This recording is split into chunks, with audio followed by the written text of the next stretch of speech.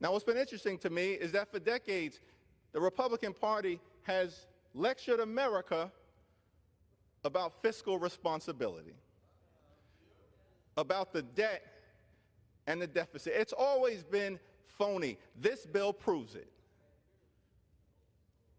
The one thing we do know is that every time a Republican president comes into office, the one thing we can count on Republicans to do is to pass a massive tax cut for wealthy Americans, and in the process, stick working class Americans with the bill by raising the deficit and the debt.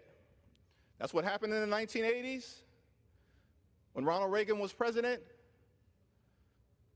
The biggest thing that he did was pass a massive tax cut for the wealthy and the well-off,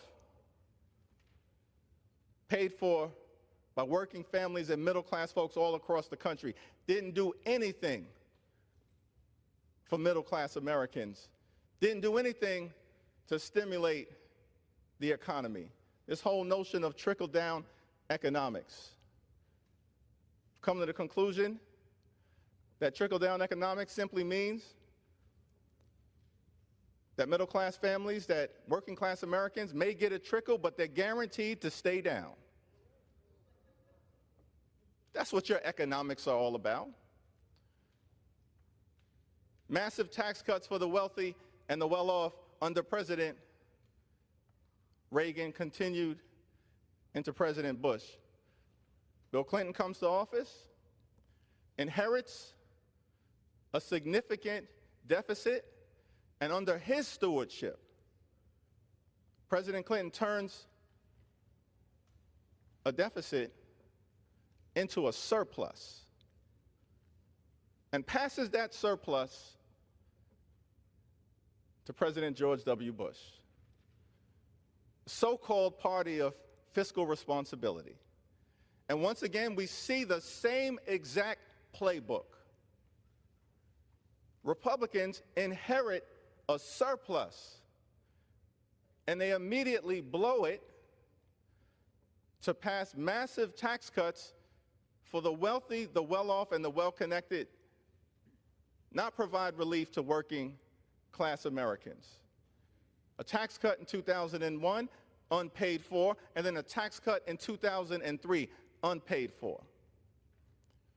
And they continue to run up the debt and the deficit, prosecuting two failed wars.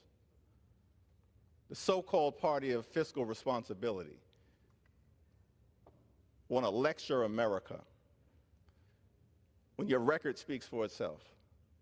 President Obama comes in after mismanagement related to the prior administration, including helping to trigger the Great Recession, inherits a deficit from a Republican president of $1.5 trillion, as well as the Great Recession. And working under the leadership of President Obama, Democrats in the House and the Senate get the situation turned around, and over an 8-year period of time, reduce the deficit by $1 trillion, from 1.5 trillion to 500 billion. Progress under Democratic leadership as it relates to getting America's fiscal house in order. And then Donald Trump comes to office and again follows the same exact playbook. After failing to take health care away from millions of Americans, the Republicans turned their attention to the GOP tax scam, where 83% of the benefits went to the wealthiest 1%. Why? To subsidize the lifestyles of the rich and shameless. And in the process of doing that,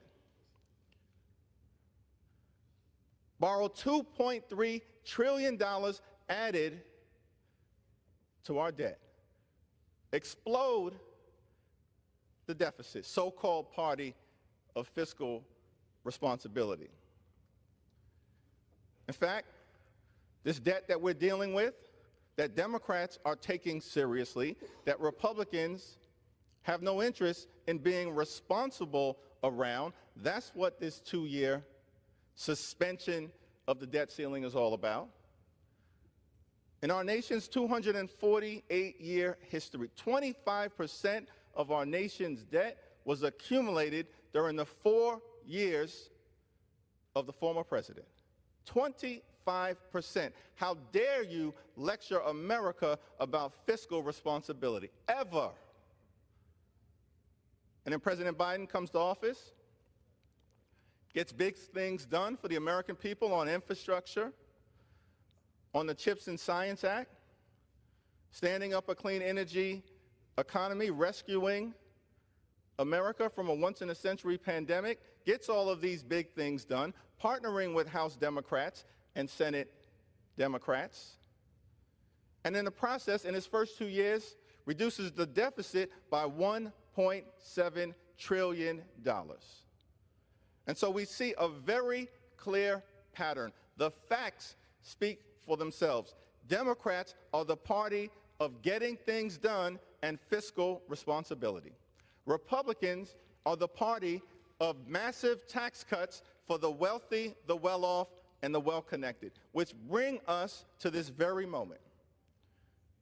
Because this bill is designed to set up the GOP tax scam 2.0. To stick the American people with a bill so you can continue to cut taxes for wealthy donors and well-connected corporations and jam working-class Americans. That's what this bill today fundamentally is all about.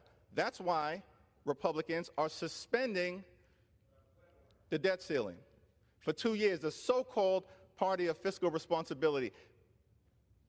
And in addition to these massive tax cuts, we know how you want to pay for it. Many Republicans have said this in the public domain, that we're going to end Social Security as we know it, end Medicare as we know it, end Medicaid as we know it, end nutritional assistance as we know it, not support our veterans. These are all the reasons why Democrats are opposed to this legislation. Because you're trying to jam working-class Americans again, as you have repeatedly done over and over and over again. Those are the facts.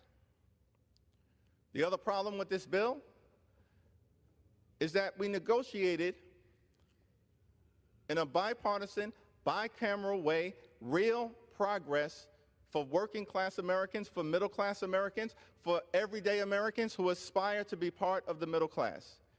That has been cut out of this legislation. Why would you do that? Why would you eliminate funding for community health centers? That impacts the heartland of America, urban America, rural America, suburban America, small-town America, Appalachia. Why would you cut out funding for community health centers? We're fighting for those everyday Americans.